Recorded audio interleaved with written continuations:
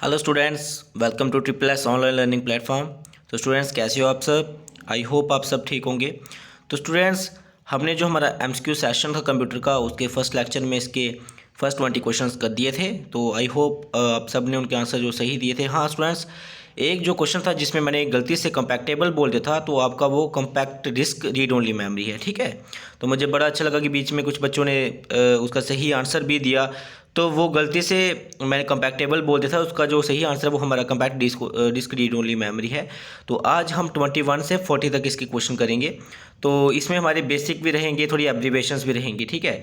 तो यहाँ पे जो हमारा फर्स्ट क्वेश्चन है स्टूडेंट्स, तो वो है MSI स्टैंड्स फॉर। देखो MSI स्टैंड फॉर ये एक एब्रीवेशन है। अब इसका आंसर क्या होगा? तो यहाँ पे जो हमारा ए पार्ट है, इसका आंसर यहाँ पे बोला है medium scale integrated circuits. B part है वो बोला है हमें medium system integrated circuit. C part है वो हमें बोला है स्केल इंटेलिजेंट सर्किट। और डी पार्ट है वो हमें बोला है मीडियम सिस्टम इंटेलिजेंट सर्किट। तो स्टूडेंट्स, आपने साथ साथ कमेंट सेक्शन में इसके आंसर जो हैं वो लिखते जाने हैं, ठीक है ना। क्योंकि मेरे आंसर देने से पहले आप सबसे पहले आप अपने खुद को ट्राई करेंगे कि मेरे में कितनी कैपेबिलिटी है और मुझे कितना आता है, ठीक है। तो इसका जो स्टूडेंट्स सही आंसर है वो है हमारा इसका A part, medium scale integrated circuit, ठीक है स्टूडेंट्स। तो अब चलते हैं हम इसके 22 क्वेश्चन पे। तो 22 क्वेश्चन हमें दिया गया है the capacity of 3.5 inch floppy disk इस। अब 3.5 इंच की जो फ्लॉपी डिस्क होती है उसकी कितनी कैपेसिटी होती है? तो स्टूडेंट्स, ये आपने पढ़ा होगा, मेमोरी में पढ़ा होगा। जब आप मेमोरी सिस्टम, पूरा मेमोरी सिस्टम पढ़ रहे थे तो उसमें आपने पढ़ा होगा सेकेंडरी मेमोरी और फ्लॉपी डिस्क के बारे में पढ़ा होगा। तो उसके स्ट्रक्चर के बारे में जब पढ़ा होगा तो वहाँ पे आपने ज़रूर पढ़ा होगा 3.5 इंच की जो फ्लॉपी डिस्क होती है उसका जो साइज़ होता है वो कितना होता है, ठीक है। तो यहाँ पे जो हमें ए पार्ट बोला गया है वो है 1.40 MB। और जो हमें बी पार्ट बोला गया है वो है 1.44 GB। एंड सी पार्ट जो है 1.40 GB। एंड जो the last one the D part is 1.44 MB। तो स्टूडेंट्स, इसका जो राइट आंसर है वो है, इसका राइट आंसर हमारा डी पार्ट 1.44 MB। अब देखो यहाँ पे उन्हें कुछ क्वेश्चन किस तरह का उन्होंने कंफ्यूज करने के लिए दिया हुआ था, देख लो आप। यहाँ पे उन्होंने क्या बोला था, 1.44 GB भी था और 1.44 MB भी था। बट इसका जो सही आंसर है वो इसका है 1.44 MB। पर वो आपको कंफ्यूज करने के लिए ये दो तरह के क्वेश्चन दे सकते हैं। तो कहीं आप जल्दबाजी में GB या MB को बिना इग्नोर किए हुए 1.44 देकर टिक न कर लो। तो इसका खास ध्यान रखना है आपने, ठीक है।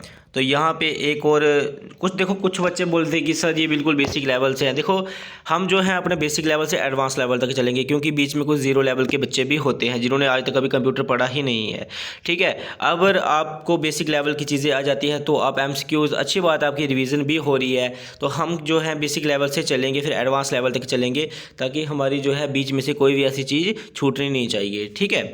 अब चलते हैं हम अपने 23rd क्वेश्चन पे, जो है वैन स्टैंड फॉर। देखो स्टूडेंट्स, जब आपने नेटवर्क चैप्टर पढ़ा होगा तो उसमें आपने बड़ी सारी चीज़ें पढ़ी होंगी, वैन क्या होता है, लैन क्या होता है, ठीक है ना। तो इसमें ये आई होप ये सबको ही पता होगा, ठीक है ना, वैन क्या होता है। तो चलो देखते हैं, आप कमेंट में लिखते जाओ इसके आंसर। तो वैन स्टैंड फॉर, ठीक है, 23rd है हमारा वैन स्टैंड फॉर। तो इसका जो इन्होंने यहाँ पे आंसर दिया है, एक दिया है वेब एरिया नेटवर्क, फिर दिया है वाइड एरिया नेटवर्क, फिर है wide array net and wireless area network. और 23rd जो है इसका जो हमारा राइट आंसर है वो है हमारा B part, wide area network, ठीक है स्टूडेंट्स। तो अब चलते हैं हम अपने 24th क्वेश्चन पे।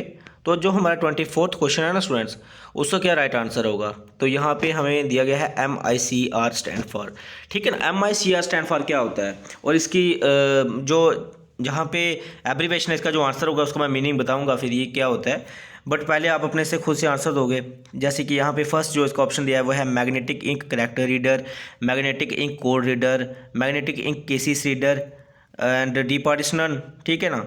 तो इसका जो स्टूडेंट्स राइट आंसर है वो है हमारा मैग्नेटिक इंक करैक्टर रीडर। देखो आप जाओगे बैंक में, जाओगे, जो आपकी चेक बुक होती है, जो चेक होता है उसके नीचे एक क्या होता है, बड़े कंप्यूटराइज तरीके से मैग्नेटिक इंक से लिखा हुआ जो नंबर होता है, ठीक है ना। तो उस नंबर को जो रीड करता है, करैक्टर करता है, वो होता है हमारा, उस करैक्टर को जो रीड करता है वो होता है हमारा MICR, जिसको हम क्या बोलते हैं, मैग्नेटिक इंक करैक्टर रीडर, ठीक है। अब यहाँ पे एक और हमारी एब्रीवेशन आ गई, ठीक है ना। देखो स्टूडेंट्स, आज मैंने एब्रीवेशन भी लाई हुई है, क्योंकि क्या पता हमें एग्जामिनर एब्रीवेशन भी पूछ सकता है। तो यहाँ पे जो जो 25th क्वेश्चन है वो है कि EBCDIC स्टैंड फॉर, ठीक है ना। तो ये इसकी फुल फॉर्म बताओ आप क्या होगी। यहाँ पे जो हमारा फर्स्ट इसका जो आंसर बताया है इन्होंने बोला है extended binary coded decimal interchange code, ठीक है ना। फिर हमारा दिया है इन्होंने extended bit code decimal interchange code.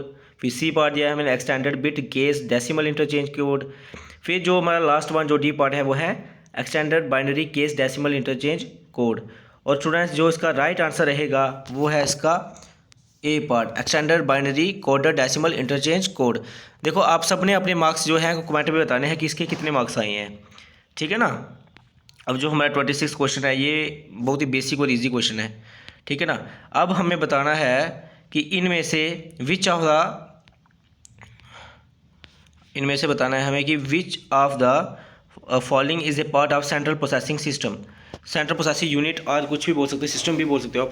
अब सेंट्रल प्रोसेसिंग जो यूनिट है आपका वो इनमें से जो यहाँ पे 4 पार्ट दिए हैं हमें, A part, B part, C part और डी पार्ट। इनमें से कौन सा जो पार्ट है वो सेंट्रल प्रोसेसिंग यूनिट का है। देखो प्रिंटर है, आपने पढ़ा होगा सेंट्रल प्रोसेसिंग यूनिट पूरा पढ़ा होगा, ठीक है ना।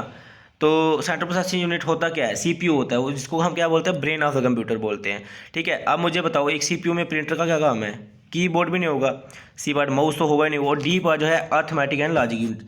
हाँ ये इसका राइट आंसर है। क्यों? क्योंकि हमें जो कैलकुलेशंस वगैरह करनी होती है कई बार, ठीक है ना, जितने भी अलजेब्रिक हमारे एक्सप्रेशंस जो भी होते हैं वो सब जो भी कंट्रोल्स करता है वो सब कुछ काम किसका होता है, CPU का होता है। क्योंकि इसीलिए तो उसको हम क्या बोलते हैं, ब्रेन ऑफ द कंप्यूटर बोलते हैं, ठीक है। फिर आता है हमारा CAD स्टैंड फॉर। अब CAD स्टैंड फॉर क्या होगा, इसका राइट आंसर क्या होगा, ठीक है ना। तो CAD होता क्या है, इसका पहले आप आंसर बताओ फिर मैं इसका थोड़ा एक्सप्लेनेशन दे दूंगा। तो फर्स्ट दिया है computer aided design, computer algorithm for design, computer application in design, computer analogue design, ठीक है ना। तो आई होप आपने अभी तक जो इसका राइट आंसर है वो बता दिया होगा। तो स्टूडेंट्स इसका जो राइट आंसर है हमारा तो वो है कंप्यूटर एडेड डिज़ाइन, ठीक है ना। क्या है हमारा कंप्यूटर एडेड डिज़ाइन। अब कंप्यूटर डिज़ाइन होता क्या है, ये डिज़ाइन करने के लिए काम आता है कंप्यूटर को, कि यार कोई भी आप फंक्शंस कोई डिज़ाइन कर रहे हो तो उस चीज़ के लिए डिज़ाइनिंग के लिए काम आता है, तो इसको बोलते हैं हम CAD। अब ये एक और बेसिक क्वेश्चन आ गया, जंक ईमेल। जंक ईमेल को आप क्या बोलते हो, ठीक है ना। स्पैम बोलते हो, स्पूफ बोलते हो, स्निफर स्क्रिप्ट बोलते हो या स्पूल बोलते हो, ठीक है ना। तो स्टूडेंट्स इसका जो राइट आंसर है वो हमारा वो है स्पैम। देखो आप जब अपनी ईमेल्स खोलते हो तो कई बार क्या होता है वहाँ पे कुछ ईमेल्स जो आती हैं वो आपके स्पैम सेक्शन में होती है, ठीक है। कोई जो ईमेल्स हैं वो आपके स्पैम सेक्शन में आई होती हैं, ठीक है ना। तो वही हमारी कौन सी ईमेल होती है, वो हमारी जंक ईमेल होती है, ठीक है। अब एक और बेसिक क्वेश्चन हमारा आ गया हैकर्स, ठीक है ना। हैकर्स कौन होते हैं, जो कई बार आपका डाटा जो है हैक कर लेते हैं, ठीक है ना। मतलब कि आपका डाटा वो अपने वश में कर सकते हैं एक किस्म का, ठीक है ना। आपके कई बार बैंक अकाउंट का डाटा भी हैक कर सकते हैं, पर बहुत बड़ा अगर वो हैकर होगा तो कई बार किसी बंदे का यूट्यूब हैक हो जाता है, यूट्यूब अकाउंट हैक हो जाता है।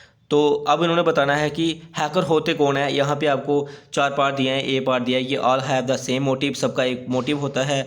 जो बी पार्ट है हमारा वो दिया है break into others people computer, किसी और के कंप्यूटर को ब्रेक कर देते हैं, मतलब ब्रेक इन द सेंस तोड़ नहीं देते हैं, उसका जो डाटा है उसको वो हैक कर लेते हैं, ठीक है ना।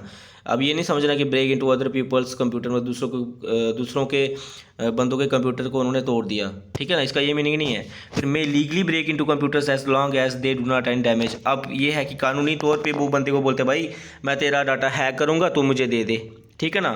और थर्ड है आर पीपल और एलर्जिक, जिनको कंप्यूटर से एलर्जी है। तो इसका जो सही आंसर है ना स्टूडेंट्स वो है हमारा break into others people computer. बिना परमिशन के वो क्या करते हैं, दूसरे का जो डाटा है उसको हैक कर देते हैं। अब थर्ड उन्होंने क्या बोला है कि मे लीगली ब्रेक इनटू कंप्यूटर्स। ये मे लीगली मतलब वो अब क्या करेगा, अब किसी बंदे को आपने क्या करना है, वो आपके पास आएगा, भैया जी मेरे को आप क्या करो अपना कंप्यूटर दे दो, मेरे को उसमें से इंपॉर्टेंट जो आपका डाटा है वो हैक करना है, ठीक है ना, ऐसे थोड़ी आएगा। तो इसका जो राइट आंसर है वो उसका राइट आंसर जो हमारा बे पार्ट ही है कि break into others computer people, बिना परमिशन के आएगा और क्या करेगा, आपका जो डाटा है सारा का सारा हैक कर लेगा, ठीक है। वो चाहे जैसे यूट्यूब चैनल हो गया आपका या कोई भी हो गया, कुछ भी डाटा जो है आपका हैक कर सकता है। अब जो हमारा 30 क्वेश्चन है वो है हमारा which type of computer are client computers. Most of the time in a client server system. अब क्या है इसमें से हमको बताना है mainframe, mini computer, C part, micro computer और डी है हमारा पीडीए। अब हमें इन चार ऑप्शनों में से बताना है कि जो एक क्लाइंट कंप्यूटर होता है वो क्या होता है, ठीक है ना। क्लाइंट मीन्स स्टूडेंट्स जैसे मान लो आपका वेब ब्राउज़र है, ये एक किस्म का क्लाइंट सर्वर है, ठीक है ना। और हम क्या है इनके क्लाइंट है, क्योंकि हम इसमें से क्या लेते हैं, सर्विस लेते हैं ना। इसी तरह का इन्होंने क्वेश्चन पूछा है कि क्लाइंट कंप्यूटर कौन सा होता है, ठीक है ना। तो चार ऑप्शन हमें दिए गए हैं यहाँ पे। फर्स्ट है मेन फ्रेम, सेकंड है मिनी कंप्यूटर, थर्ड है माइक्रो एंड डी है पार्ट है पीडीए। तो जो हमारा इसका राइट आंसर है स्टूडेंट्स वो है इसका सी पार्ट, माइक्रो कंप्यूटर, ठीक है ना। जो हमारा माइक्रो कंप्यूटर है वो हमारा क्या है, क्लाइंट कंप्यूटर है। अब चलते हैं हम आपके 31st क्वेश्चन पे, जो है a computer cannot boot if it does not have the. अब देखो कोई भी कंप्यूटर जो है वो बूट नहीं हो सकता अगर उसके पास क्या नहीं है, ठीक है, क्या नहीं है। फर्स्ट ए कंपाइलर नहीं है, बी लोडर नहीं है, सी ऑपरेटिंग सिस्टम नहीं है, या डी असेंबलर नहीं है। तो इसका जो स्टूडेंट्स राइट आंसर है, आई होप ये सबको पता होगा कि बिना ऑपरेटिंग सिस्टम के हमारा जो कंप्यूटर है वो कभी भी बूट नहीं कर सकता। और बूटिंग होती क्या है, जब भी आप अपने लैपटॉप या पीसी को क्या क्या करते हो, ऑन करते हो, तो उसमें क्या होती है, पहले बूटिंग होती है ना। तो वो कैसे होती है, बिना ऑपरेटिंग सिस्टम के थोड़ी होगी। कंपाइलर का काम क्या होता है, लोडर का काम क्या होता है, असेंबलर का काम क्या होता है, सैम्पल करना। कई बार लैंग्वेज सिस्टम पढ़ोगे वहाँ पे आपने ये चीज़ें पढ़ी होंगी, कंपाइलर, लोडर और सैम्पलर, ठीक है ना। जब आप लैंग्वेज के बारे में पढ़ रहे होगे तो इसका तो बूटिंग से कोई भी दूर दूर तक नाता नहीं है। देखो जिन्होंने अब जो कुछ बच्चे बोल रहे थे मुझे कि सर बेसिक है, बेसिक है, बेसिक है। देखो स्टूडेंट्स अगर आपका बेसिक स्ट्रांग नहीं है ना, अब मानना कि आपका जो MS वर्ड, MS एक्सेस और MS एक्सेल में से आपके क्वेश्चंस बहुत सारे आ रहे हैं, बट हम किसी का भरोसा थोड़ी कर सकते हैं। जेके SSB का कुछ भी पूछ सकती है, क्या पता वो इस बार उसको पता, मतलब वो भी अच्छे से जानते हैं कि बच्चे जो है, अब उनको भी पता है जो हमारे प्रीवियस पेपर जो हो रहे हैं JSA के हो रहे हैं, असिस्टेंट कंपाइलर के हो रहे हैं, तो उनमें वो उनको भी पता है कि बच्चे जो है जो देख रहे हैं उनको पता है कि MS Word, MS Excel, MS Access में से क्वेश्चंस पूछे जा रहे हैं। तो वो क्या पता हमारे टाइम पे क्या कर दें कि जो पेपर है वो फंडामेंटल से दे दें, ठीक है ना। तो कई बार क्या होता है हमने कुछ चीज़ें नहीं पढ़ी होती हैं, तो आसान चीज़ें भी हमें एग्ज़ाम में भूल जाती हैं। तो हमें उस चीज़ का रिस्क नहीं लेना, पहले फंडामेंटल्स को क्लियर कर लेंगे, फिर लास्ट में हम क्या कर देंगे MS Word, MS Access and PowerPoint, जो भी हमारा माइक्रोसॉफ्ट पॉइंट जितना भी रहेगा हम उसके भी MCQ सॉल्व करेंगे, ठीक है। अब जो उसका 32 क्वेश्चन है वो है हमारा इसका 32 question, the amount of vertical space between lines of A text in a document. अब देखो जो भी हम एक डॉक्यूमेंट में टेक्स्ट लिखते हैं, ठीक है ना, वर्टिकल लाइन के तरीके से, अब उसके बीच में जो स्पेस आती है उसको हम क्या बोलते हैं, डबल स्पेस बोलते हैं, लाइन स्पेस बोलते हैं, सिंगल स्पेस बोलते हैं, वर्टिकल स्पेसिंग बोलते हैं। तो स्टूडेंट्स अब यहाँ पे बच्चे क्या गलती करेंगे, देखना अब यहाँ पे क्या गलती करेंगे बच्चे। ये हमारा जो 32 क्वेश्चन है, यहाँ पे जो बच्चे सबसे बड़ी गलती करेंगे वो करेंगे वर्टिकल नाम देकर वर्टिकल स्पेसिस लिख देंगे, और जो उसका राइट आंसर होगा स्टूडेंट्स वो है हमारा लाइन स्पेसिंग। बी आंसर जो है इसका राइट पार्ट रहेगा हमारा लाइन स्पेसिंग, ठीक है। अब जो है जो 33, अब यहाँ पे देखो कंफ्यूज करने के लिए यहाँ पे इन्होंने ये भी दिया हुआ है वर्टिकल स्पेसिंग। अब क्या करेंगे कुछ बच्चे वर्टिकल स्पेसिंग इसमें टिक कर देंगे नाम देकर, क्योंकि उधर भी वर्टिकल लिखा है, नीचे भी चलो आंसर में हम वर्टिकल कर देते हैं, बट यहाँ से हमारे मिस्टेक हो जाती है, और जो उसका राइट आंसर है वो है लाइन स्पेसिंग। देखो यहाँ पे MCQ सॉल्व करने से हमें क्या होगा स्टूडेंट्स, कुछ तरह के क्वेश्चन जो हमने होते हैं वो ऐसे नहीं पढ़े होते हैं, कई बार हम थ्योरी में नहीं वो क्वेश्चन पढ़ पाते हैं, तो हम उन क्वेश्चन को क्या करते हैं, बेसिक क्वेश्चन को क्या करते हैं, कई बार हम MCQs में भी सॉल्व करते हैं, ठीक है ना। अब चलते हैं हम 33 पार्ट पे।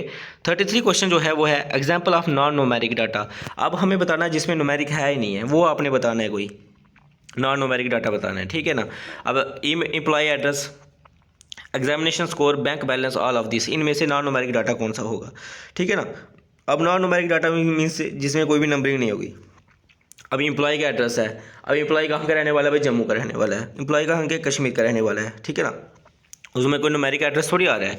एग्जामिनेशन स्कोर जैसे भी आपके नंबर्स कितने आए, आपके 500 से कितने आए, 120 से कितने आएंगे।